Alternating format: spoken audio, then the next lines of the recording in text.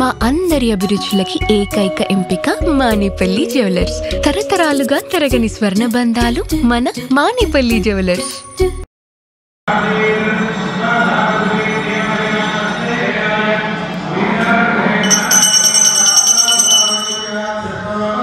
అప్పుడు షౌడకామహాము రెండో కథ చెప్తున్నాను, శ్రద్ధగా వినండి. ద్వితీయోధ్యాయ ప్రారంభ. శౌనకామహాములు మళ్ళీ సూతమహాముని అడిగారు, అయ్యా ఇప్పుడు సత్యనారాయణ స్వామి వ్రతం చేసి ఎవరైనా బాగుపడ్డారా, మేము తెలుగు కోరుతున్నామని చెప్పగా అప్పుడు సూతమహాముని ఇలా అడిగాడు, అయ్యా కాశీపట్నంలో ఒక వేద బ్రాహ్మణుడు ఉండేవాడు. అతను ప్రతినిత్యము కాశీపట్నంలోనే భిక్షాటన చేస్తూ బ్రతుకుతున్నవాడు. అతను చాలా చతుర్వేద అధ్యాయి, కానీ ఎక్కడా పని దొరక భిక్షాటన చేస్తున్న ప్రతిలో సత్యనారాయణ స్వామి ప్రభు బ్రాహ్మణుడు ప్రియుడుగా ఉన్న ఒక వృద్ధ బ్రాహ్మణుడు నుంచి వేద బ్రాహ్మణుడి దగ్గరికి పోయి, అయ్యా నేను చదువుకున్న వారు ఎందుకు భిక్షాటన చేస్తూ బ్రతుకుతున్నానుగా. అప్పుడు వేద బ్రాహ్మణుడు, అయ్యా నాకు ఎక్కడ పని దొరక నేను కాశీపట్నంలో భిక్షాటన చేస్తూ బ్రతుకుతున్నాను, నా నిద్రాన్ని పోయి ఏదైనా ఉపాయం ఉంటే వివరించండి అని చెప్పగా సత్యనారాయణ స్వామి వ్రతం చేసుకొని వ్రత విధానాలన్నీ ఆ వృద్ధ బ్రాహ్మణుడు చెప్పి అక్కడి నుంచి అదృశ్యమయ్యాడు. ఆ వృద్ధ బ్రాహ్మణుడు ఇంటికి ఎలా అయినా మర్నాడు సత్యనారాయణ స్వామి వ్రతం చేసుకుందామని ఆ రోజు గడిపిన ప్రాతకాలమే లేచి కాలకృతులను స్నాన సంధ్యావందనం చేసుకొని ఆ దేవుడు నమస్కారం చేసుకుని తిరిగి కాశీపట్నంకి వెళ్ళాడు. ఆ దేవుడు అనుగ్రహం వల్ల ఆ రోజుకి అతను దుగ్నీకృతమైన ధనం వచ్చింది అనమాట. దాంతో స్వామివారికి కావాల్సిన వ్రతానికి కావాల్సిన పండ్లు, తేనె, నెయ్యి, చక్కెర ఇవన్నీ సమకూర్చుకొని, అలానే స్వామివారి వ్రతం కావాల్సిన క్షీర, రవ్వ ప్రసాదము ఇవన్నీ సమకూర్చుకొని బంధుమిత్రులందరినీ పిలుచుకొని ఆ రోజు సాయంత్రం భక్తి శ్రద్ధగా సత్యనారాయణ స్వామి వ్రతం చేశాడనమాట. ఇలా వ్రతం చేయడం వల్ల ఈ యొక్క బ్రాహ్మణ కష్టాలన్నీ తొలగిపోయాయి. అతను చాలా సుఖ సంతోషాలుగా ధనవంతుడిగా పెళ్ళయి పిల్లా పాపలతో సుఖంగా ఉన్నాడు అనమాట. ఇలా ఒక రోజున బ్రాహ్మణుడు ప్రతి పౌర్ణమిన దేవుడు అనుగ్రహం వల్ల సత్యనారాయణ స్వామి వ్రతం చేసుకుంటూ సుఖ సంతోషాలుగా ఉంటున్న సమయంలో ఒక కట్టెల మొక్కునే వాడుకు తనకు దాహం వేసి కట్టెల కావడి ఈ బ్రాహ్మణి ఇంట పెట్టి ఈ బ్రాహ్మణుడి దగ్గరికి వెళ్ళి దాహం తెచ్చుకుందామని వెళ్ళాడనమాట. ఆ రోజు అనుకోకుండా పౌర్ణమిన బ్రాహ్మణుడు సత్యనారాయణ స్వామి వ్రతం చేస్తుండగా ఆ వ్రతం ఎంతవరకు అక్కడే ఉండి స్వామి యొక్క ప్రసాదం పూజించి తన దాహాన్ని తీర్చుకొని కట్టెలు అమ్ముకునేవాడు ఇలా అడిగాడు, అయ్యా మీరు చేస్తున్న పూజ ఏంటి, వ్రతం ఏంటి, చాలా బాగుందని చెప్పగా అప్పుడు బ్రాహ్మణుడు ఇంటి తాగాడు. ఇప్పుడు నేను దుర్లభమైన పరిస్థితుల్లో ఉన్నాను, ఈ వ్రతం చేసుకోవడం వల్ల నా కష్టాలన్నీ తొలగిపోయాయి అని చెప్పగా అది విన్న కట్టెలు అమ్ముకునేవాడు, అయ్యా ఈ వ్రతం మీరే చేసుకోవాలా, మేము కూడా చేసుకోవచ్చు అనగా అప్పుడు బ్రాహ్మణుడు ఇంటి చెప్తాడు, అయ్యా ఈ సత్యనారాయణ స్వామి వ్రతానికి కులమత భేదాలు ఏమీ లేవు, ఏ వర్ణం వాళ్ళైనా సరే స్త్రీ పురుషులైనా సరే సత్యనారాయణ స్వామి వ్రతం చేసుకొని ఆ స్వామివారి అనుగ్రహం పొందొచ్చనగా అప్పుడు అది కట్టెలు అమ్ముకునేవాడు చాలా సంతుష్టై, అయ్యా రేపు మా ఇంట్లో మీరే సత్యనారాయణ స్వామి వ్రతం చేయించండి అని చెప్పి ఆ బ్రాహ్మణుడు నమస్కారం చేసి తిరిగి తన ఇంటికి బయటపడింది. ఈ కట్టెలు అమ్ముకునేవాడు పొద్దునే అడవికి వెళ్ళి కట్టెల కావిడి తన భుజం పైన పెట్టుకొని పట్టణానికి వెళ్తున్న సమయంలో ఈ రోజు ఈ కట్టెలు ఎంతైతే నిగ్రహించే ధనం వస్తుందో దానితో సత్యనారాయణ స్వామి వ్రతం చేసుకుంటామని సంకల్పించుకున్న వాడి పట్టణానికి వెళ్ళాడు. ఆ దేవుడు అనుగ్రహం వల్ల అతను తొందరగా డబ్బులు వచ్చాయి కట్టెలు అవ్వడం వల్ల. ఆ ధనంతో స్వామివారి వ్రతం కావాల్సిన పూజా సామాగ్రిని సమకూర్చుకొని బంధువులు బాగులందరినీ పిలుచుకొని పెద్ద శ్రద్ధగా ఈ కట్టెలు అమ్ముకునేవాడు వ్రతం చేసుకున్నాడు. అలా చేసుకోవడం వల్ల ఈ కట్టెలు అమ్ముకునేవాడి యొక్క కష్టాలు పడి అతను కూడా ధనవంతుడయ్యాడు. ఇలా కట్టెలు అమ్ముకునేవాడు సంవత్సరానికి ఒకసారి ఈ బ్రాహ్మణుడు ప్రతి పౌర్ణమిన విడవకుండా జీవితాంతకాలం సత్యనారాయణ స్వామి వ్రతం చేసుకుంటూ ఆయురారోగ్యాలు అష్టైశ్వర్యంలో తొలుతులోగారు. ద్వితీయోధ్యాయ సంపూర్ణ. జయ బోలో రమా సమేత సత్యనారాయణ స్వామికి.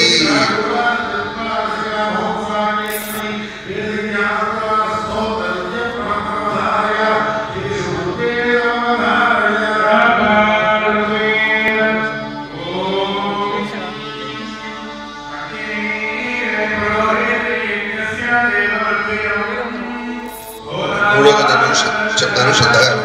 తృతీయోధ్యాయ ప్రారంభ. ఉల్కాంబుడు అనే రాజు ఉండేవాడు. అతను పంచేంద్రియాలు జయించినవాడు. అతను ప్రతినిత్యములు దేవాలయం పోయి తన ప్రజలకి అలానే బ్రాహ్మణులకి ధనధాన్యాలు ఇచ్చి సుఖంగా చూసుకునేవాడు. అతను ఒక భద్రశీల నది దగ్గర మహావైభవంగా సత్యనారాయణ స్వామి వ్రతం చేస్తుండగా వ్యాపారం ముగించుకునే ఇంటికి తన వైశ్యుడు ఆ రాజు ఏం చేస్తున్నాడో చూద్దామని రాజు దగ్గరికి వెళ్ళాడు. రాజు అప్పుడు రాజు నేను అడిగాడు, అయ్యా మీరు వ్రతం చేస్తున్నది ఏంటి, పూజ ఏంటంటే కానీ అప్పుడు ఉల్కాంబుడు అనే రాజు ఇలా చెప్పేశాడు, అయ్యా నాకు సంతానం నిలిచో, నాకు సంతానం కలిగితే నేను సత్యనారాయణ స్వామి వ్రతం చేసుకుంటానని సంకల్పించుకున్నాను. ఆ దేవుడు అనుగ్రహం వల్ల నాకు సంతానం కలిగింది అని చెప్పారు. అప్పుడు వైశ్యుడు, అయ్యా నాకు సంతానం లేదు, ఈ వ్రతం ఎలా చేయాలో నాకు చెప్పండి, నేను సంతానం బాగుండవుతానని చెప్పి ఈ వ్రత విధానాలన్నీ ఆ ఉల్కాముడు అనే రాజు దగ్గర తెలుసుకొని తను నమస్కారం చేసి ఇంటికి వెళ్ళిపోయాడు అనమాట. అలా ఇంటికి వెళ్ళిన తన భార్య అయిన లీలావతిని పిలిచి, అమ్మ ఎప్పుడైతే మనకు సంతానం కలుగుతుందో అప్పుడు సత్యనారాయణ స్వామి వ్రతం మహావైభవంగా చేద్దామని వాళ్ళిద్దరూ దేవుడి దగ్గరికి వెళ్ళి నమస్కరించుకున్నారు. అది విన్న సత్యనారాయణ స్వామి ప్రభు చాలా సంతోషుడై వీరికి కుమార్తెకి జన్మనిచ్చారు. ఆ కుమార్తెకి కళావతి అని పేరు పెట్టారు. నామకరణం చేసిన సమయంలో లీలావతి ఇలా అడిగింది, అయ్యా మనం సంతానం కలిగించుకో సత్యనారాయణ స్వామి వ్రతం చేసుకుందాం అనుకున్నాం కదా, ఎప్పుడైనా వ్రతం చేసుకుందామా అనగా అప్పుడు వైశ్యుడు, అమ్మ మనకి పుట్టగా ఒకగాను కూతురు పుట్టింది, అమ్మాయి పెద్ద అవ్వాలి అంటే మనకు ధర్మం కావాలి, మన చిన్నదాని యొక్క వివాహ సమయంలో సత్యనారాయణ స్వామి వ్రతం చేద్దామని దాటేసి ముందుకు వెళ్ళిపోయారనమాట. అలా కొన్ని సంవత్సరాలకి ఇలా కళావతికి యుక్త వయసు అలానే వచ్చిందనమాట. అప్పుడు వైశ్యుడు పెళ్లి చేసి అత్తారింటికి పంపించిన ఇష్టం లేని కూతుర్ని ఒక దూతను పిలిచి ఇల్లరిక మల్లుడికై ఒక వైశ్య కుమారుడిని వెతికి తీసుకురమ్మని చెప్పారనమాట. అప్పుడు ఆ దూత మొత్తం దేశమంతా తిరిగి ఎట్టకేలకు కాంచనాపురం అనే ఒక ఊరిలో ఒక యోగ్యుడైన ఒక వైశ్య కుమారుడిని చూసి ఈ వైశ్యుడి దగ్గరికి తీసుకొచ్చాడనమాట. ఆ కుమారుడు తన కళావతికై నీడు జోడు అని తెలుసుకొని తన వ్యాపారం చూసుకునే బహు నిపుణుడని అర్థమై ఆ వైశ్యుడు ఆ వైశ్య కుమారుడితో తన కూతురైన కళావతితో మహావైభవంగా పెళ్లి చేసిన సమయంలో ఈ సత్యనారాయణ స్వామి వ్రతాన్ని మొత్తానికి మర్చిపోయిన వైశ్యుడు అసలు చూసిన సత్యనారాయణ స్వామి ప్రభు ఆగ్రహితుడై నీకు రానున్న కాలంలో కఠిన కారాగార శిక్ష విధిస్తానని క్షమించనమాట. అలా కొన్ని రోజులు అయ్యాక అల్లుడికి వ్యాపారం నేర్పుదామని వైశ్యుడు చంద్రకేతు మహారాజు పరిపాలనిస్తున్న రత్నసింహాసుపురం అనే ఊరికి తీసుకెళ్లాడనమాట. ఆ రోజు వ్యాపారం చేసుకుని విశ్లేషిస్తున్న సమయంలో ఈ చంద్రకేతు మహారాజు కారాగృహంలో డబ్బులు దొంగలించి పారిపోతున్నారు. అది చూసిన బట్టలను వాళ్ళు పట్టుకుందామని చేసరికి అప్పుడు దొంగలు డబ్బు మూట పరిగెట్టడం కష్టమని చెప్పి ఆ డబ్బు మూట ఈ వైశ్యుల దగ్గరే వదిలేసి వెళ్ళిపోయారనమాట. భటులు ఈ వైశ్యుల దగ్గర డబ్బులు చూసి వాళ్ళే దొంగలను నిర్ణయించుకొని చంద్రకేతు మహారాజు దగ్గర తీసుకెళ్లారు. చంద్రకేతు మహారాజు ఏమీ ఆలోచించకుండా వాళ్ళ దగ్గర డబ్బులంతా తీసేసుకొని ఈ వైశ్యుడిని తన నుండి కారాగృహంలో బంధించబడ్డాడు అనమాట. ఆ దేవుడను శాపం వల్ల ఇక్కడ ఇంట్లో పరిస్థితి కూడా ఏం కాలేదు. వైశ్యుడు భార్య అయిన లీలావతికి రోగం వచ్చి మంచాన పడింది. అదే సందర్భంగా కొన్ని దొంగలు ధాన్యాన్ని ఈ వైశ్యుడింట్లో దొంగలించుకొని వెళ్ళిపోయారన్నమాట. ఇంట్లో కళావతికి తినడానికి ఏమి లేక ఇంటింటికి వెళ్తూ భిక్షాటన చేసే సమయంలో ఒక పౌర్ణమి కావున ఒక బ్రాహ్మణుడి సత్యనారాయణ స్వామి వ్రతం చేస్తుండగా అక్కడే ఉండి స్వామి యొక్క ప్రసాదం తీసుకొని ఆలస్యంగా ఇంటికి వచ్చిన కళావతి లీలావతి ఇలా అడిగింది, అమ్మ ఇంత ఆలస్యంగా వస్తే ఎలా, అనారోగ్యం బాగాలేదు కదా అని చెప్పగా అప్పుడు కళావతి ఇట్లా చెప్పసాగింది, అయ్యా దేవుడు అమ్మ ఒక బ్రాహ్మణుడి సత్యనారాయణ స్వామి వ్రతం చేస్తుండగా ప్రసాదం నేను తీసుకొచ్చాను అని చెప్పగా అప్పుడు లీలావతి, అమ్మ ఆ సత్యనారాయణ స్వామి వ్రతం చేయకపోవడం వల్లే మనకి ఇలాంటి కష్టాలు కలుగుతున్నాయని చెప్పి మర్నాడే లీలావతి కళావతి ఇద్దరు భక్తి శ్రద్ధలుగా సత్యనారాయణ స్వామి వ్రతం చేసుకొని అప్పుడు లీలావతి దేవుడిని నా ప్రార్థించింది, అయ్యా నీ వ్రతం చేద్దామని మేము చేయలేదు, మమ్మల్ని క్షమించి మమ్మల్ని రక్షించు, నా భర్త అల్లుడు ఇంటికి వచ్చే మార్గం ఏదైనా చూపెట్టయ్యా అని ఆ దేవుడిని ప్రార్థించగా అప్పుడు అది విన్న సత్యనారాయణ స్వామి ప్రభు ఈ చంద్రకేతు మహారాజు కల్లోకొన్నప్పుడు చంద్రకేత మహారాజా నీ కారాగృహంలో బొమ్మంతపడిన వైశ్యుడు తన అల్లుడు నిరపరాధులు వారిని వెంటనే నిలిచొని రాజ్యనష్టము పుత్ర సౌఖ్యము కలిగిస్తానని హెచ్చరించారన్నమాట.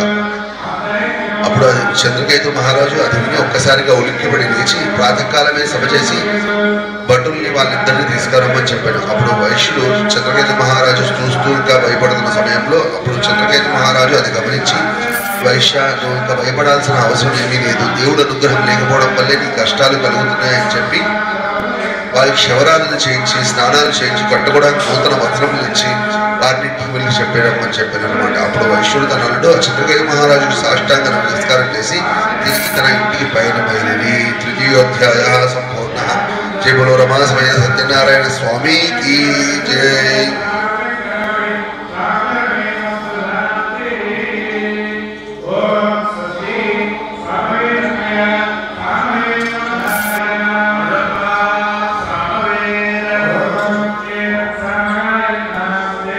నాలుగో పద చెప్తున్నాను, శ్రద్ధగా విన్నాను. చతుర్థోధ్యాయ ప్రారంభ. ఈ వైశ్యుడు తన అల్లుడు దేవుడు అనుగ్రహం వల్ల ఎలా బయటపడ్డామని ఇంటికి వెళ్తున్న సమయంలో సత్యనారాయణ స్వామి ప్రభు వీటికి ఒకసారి బుద్ధి వచ్చిందా లేదా, లీలావతి వ్రతం చేయడం వల్ల ఈ వైశ్యుడు బయటకు వచ్చాడు కానీ వైశ్యుడు నిజంగా బుద్ధి వచ్చిందా లేదా అని తెలుసుకుందామని చెప్పి ఒక సన్యాసి దీపం ధరించి వైశ్యుడి దగ్గరికి వెళ్ళి, ఏ వైశ్యాన్ని నావలో చాలా డబ్బులు ఉన్నట్టున్నాయి అని అనగా, అప్పుడు డబ్బు అహంకారంతో వైశ్యుడు, నా నావలో డబ్బులు ఏం లేవు, ఇంకా ఆకులు అలుములు ఉన్నాయి, డబ్బులు ఉంటేనే దొంగలించుకుందామని చెప్పి అనుకుంటున్నావా అని చెప్పి ఆ సన్యాసిని తిట్టి వెళ్ళి ఒక చెట్టు కింద కూర్చోమని చెప్పాడు అనమాట. ఆ సన్యాసి తదాస్తు అని చెప్పి ఒక చెట్టు కింద వెళ్ళి కూర్చొని విశ్రయిస్తూ జపం చేసుకుంటున్న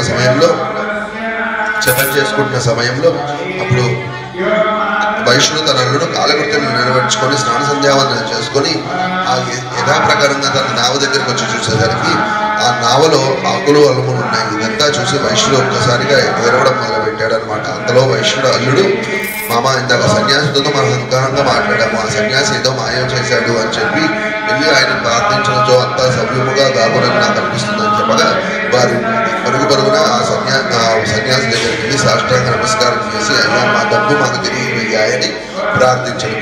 అప్పుడు ఆ సన్యాసి ఇట్లా చెప్పేశారు, అయ్యా మీరు సత్యనారాయణ స్వామి వ్రతం చేయకపోవడం వల్లే మీకు ఇలాంటి కష్టాలు కలుగుతున్నాయని చెప్పగా అప్పుడు వైశ్యుడు చెప్పేశారు, అయ్యా దేవుడు బ్రహ్మాది దేవతలు కూడా దేవుడి యొక్క మహిమను తెలుసుకోలేరు, తుచ్చ మనుషుడిని ఆ స్వామి యొక్క మహిమను నేనైనా తెలుసుకుంటాను, తప్పకుండా నా సత్యనారాయణ స్వామి వ్రతం చేస్తానని చెప్పి తన ధనం తాము తిరిగివేయ్యా అని ప్రార్థించిన సమయంలో అప్పుడు ఆ సన్యాసి అక్కడి నుంచి అదృశ్యమైపోయారు. అది యథాప్రకారంగా ఈ వైశ్యుడు తన అల్లుడు నావ దగ్గరికి వెళ్ళి చూసేసరికి తన డబ్బులు తిరిగి రావడం చూసి ఇదంతా సత్యనారాయణ స్వామి అనుగ్రహం అని అనుకొని తిరిగి తన ఇంటికి వెళ్తున్న సమయంలో దూతను పిలిచి, నేను నా అల్లుడు వస్తున్నామని నా భర్త కూతురికి తిరిగి రా అని చెప్పగా అప్పుడు ఆ దూత పరుగున ఈ వైశ్యుడి ఇంటికి వెళ్ళాడు.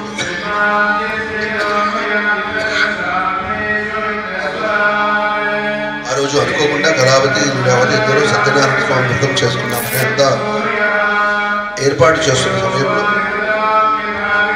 అప్పుడు దూత లీలావతి పిలిచి, అమ్మ మీ భర్త మీ అల్లుడు వచ్చారు, వారిని స్వాగతించడానికి మీరు ఒడ్డు దగ్గరికి రండి అని చెప్పగా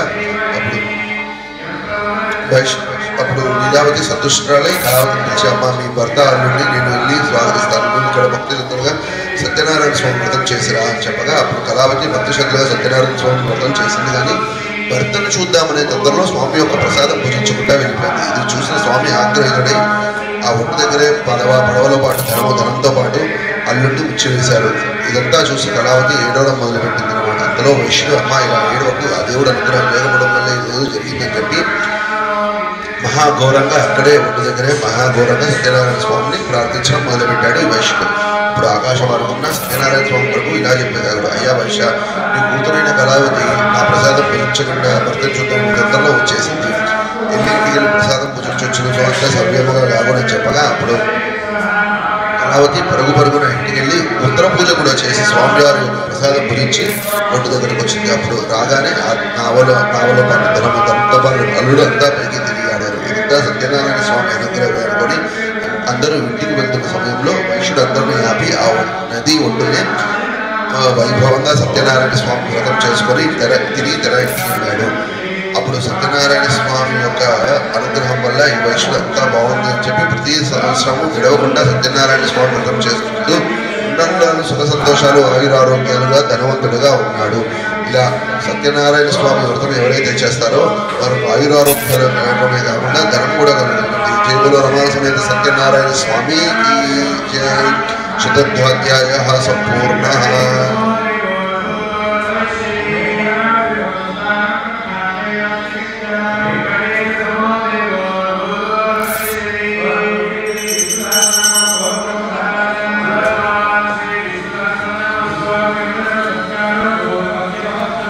ఐదో గజమిత్రులను శ్రద్ధగా వింటూ పంచమోధ్యాయ ప్రారంభ. తుంగచోడు అనే రాజు ఉండేవాడు. తనను ఆ రాజ్యంలో ప్రజల్ని కన్నబిడ్డలవలే చూసుకుంటునేవాడు. కానీ తుంగచోడు అనే రాజు ప్రతినిత్యము అరణ్యానికి పోయి మూగ జంతువుల్ని సంహరిస్తూ ఉన్నాడు. అలా ఒక రాజు బయటకు వెళ్ళి విశ్రాంతి తీసుకుందామని ఒక చెట్టు కింద విశ్రాంతి తీసుకున్న సమయంలో చెట్టుకు అవతల వైపున గొల్లలు భక్తి శ్రద్ధగా సత్యనారాయణ స్వామి వ్రతం చేస్తుండగా అది స్వామివారిని ధిక్కరించి అక్కడే వెళ్ళి ఆ చెట్టుకు అవతల వైపున వెళ్ళి విశ్రయిస్తున్నాడు.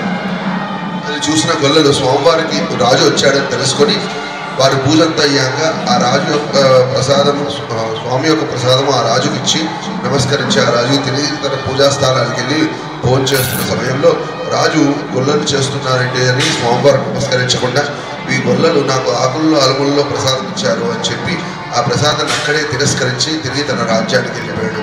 అలా రాజ్యానికి వెళ్ళిపోవడం వల్ల ఈ తుంగజుడు అనే రాజుకి ఒక్కొక్క రాజ్య నష్టము, అలానే రాజ్యాల యుద్ధానికి వెళ్ళిన పుత్రులు కూడా చనిపోవడము జరుగుతుందన్నమాట. ఇదంతా చూసిన తుంగజుడు అనే రాజుకి ఏం చేయాలో తోచగా అరణ్యాన్ని బట్టి తిరుగుతున్న సమయంలో ఓ చెట్టు వైపు చూసి, అయ్యా ఆ రోజు గొల్లలు ప్రసాదం ఇస్తేనే తిరస్కరించాను, అందుకే ఆ స్వామివారి కోపం వచ్చిందని చెప్పి ఆ గొల్లం దగ్గరికి వెళ్ళి తన యొక్క పరిస్థితిని వివరించి ఆ గొల్లంతోనే ఆ చెట్టు కింద రమాసమేత సత్యనారాయణ స్వామి వ్రతం చేసుకొని ఆ గొల్లంతోనే ఆ రోజు ప్రసాదం తీసుకున్నాడు. అలా తీసుకోవడం వల్ల ఈ రాజు యొక్క తుంగజుడనే రాజు యొక్క కష్టాలన్నీ తొలగిపోవడమే కాకుండా తన రాజ్యం ఒక్కొక్కటి తిరిగి రావడము, మళ్ళీ సంతానం కలగడము జరుగుతుందన్నమాట. ఇదంతా సత్యనారాయణ స్వామి అనుగ్రహం అనుకొని ఆ తుంగజుడనే రాజు ప్రతి సంవత్సరము మహావైభవంగా తను సత్యనారాయణ స్వామి వ్రతం చేసుకుంటూ తన రాజ్యంలో ప్రజలందరి చేత సత్యనారాయణ స్వామి వ్రతం చేయించాడనమాట. ఈ తుంగజుడనే రాజు వల్లే కలియుగంలో సత్యనారాయణ స్వామి వ్రతాన్ని వ్యాప్తించబడిందని ఎవరు శౌనగా మహాముని సూత మహాముని వివరించారు. అంతేకాకుండా సూత మహాముని ఇలా చెప్పసాగాడు, ఈ సత్యనారాయణ స్వామిని ఈ కలియుగంలో సత్యేశ్వరుడుగా, సత్యదేవుడుగా, సత్యనారాయణగా పిలుస్తారు. ఎవరైతే ఈ వ్రతం చేస్తారో కలియుగంలో అతనికి కష్టాలన్నీ తొలగిపోవడమే కాకుండా ఎవరైతే ఈ వ్రతం చేస్తున్నాక చూసినా వినినా ఆ స్వామివారి యొక్క ప్రసాదం తీసుకున్నా వారికి కూడా ఇలాంటి ఫలితాలు కలుగుతాయి, కష్టాలన్నీ తొలగిపోతాయి అని చెప్పారు. ఈ సత్యనారాయణ స్వామి వ్రతానికి ఈ సమయము ఆ సమయము బాహుకాలము దుర్ముహూర్తం అనేది ఏమీ లేదు. ఆ స్వామివారి అనుగ్రహం ఎప్పుడు కావాలంటే అప్పుడు ఈ సత్యనారాయణ స్వామి వ్రతం చేసుకొని ఆ స్వామివారి పరిపూర్ణ అనుగ్రహం పొందవచ్చు. ఈ సత్యనారాయణ స్వామి వ్రతం కలియుగంలో చాలా సులభమైన వ్రతము, ఎక్కువ ఫలితం ఇచ్చే వ్రతము. ఈ సత్యనారాయణ స్వామి వ్రతం ఎవరైతే కలియుగంలో చేస్తాడో వారి కోరికలన్నీ తెరవడమే కాకుండా ఆయురారోగ్యాలతో ఉంటాడు, మోక్షం కూడా పొందుతుంది. శౌనకా మహాముని సూత మహాముని వివరించింది. ఈ సత్యనారాయణ స్వామి వ్రతం ఎక్కడుందండి? మనకి 18 పురాణాల్లో 18వ పురాణం సంద పురాణి రేవతి కాండే సత్యనారాయణ స్వామి వ్రతకల్ప అనే దాంట్లో వివరించబడింది. జై బోలో రమా సమేత సత్యనారాయణ స్వామికి జై.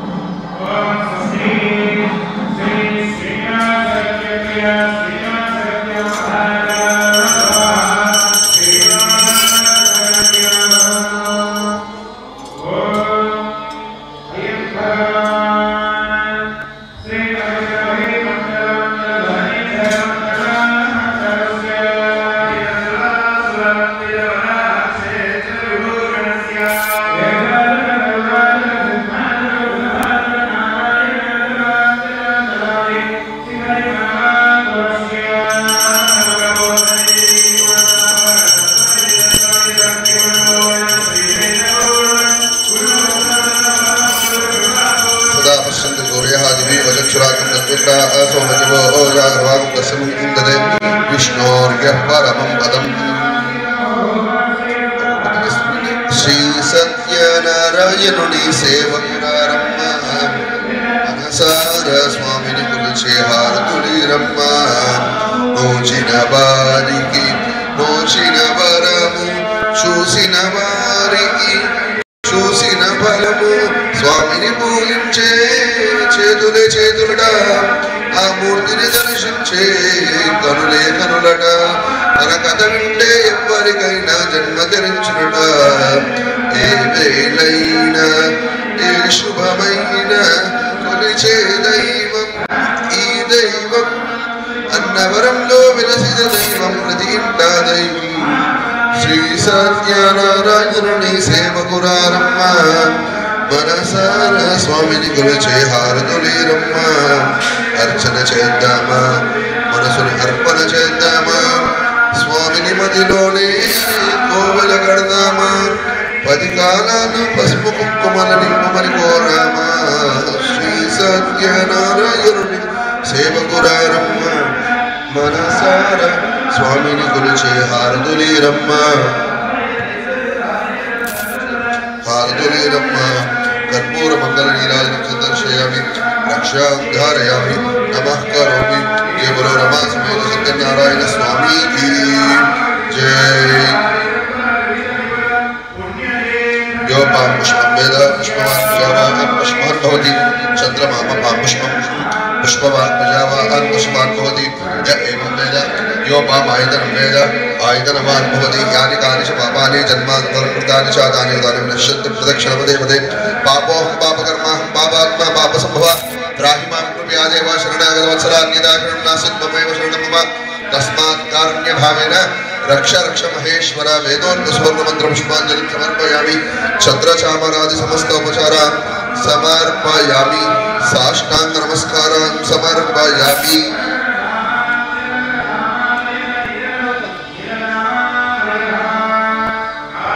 ओम श्री रमा समेत सत्यनारायण स्वामी निर्मोह गीतं श्रावयामि अश्वानारोहयामि गजानारोहयामि समस्त राजोपचार शूद्रोपचार पूजां समर्पयामि। ओम कायेन वाचा मनसेन्द्रियैर्वा बुद्ध्यात्मना उपदेशपात् करोमि तत्सर्वं परस्मै नारायणाय समर्पयामि श्रीमन्नारायणाय समर्पयामि। सर्वं श्रीकृष्णार्पणमस्तु।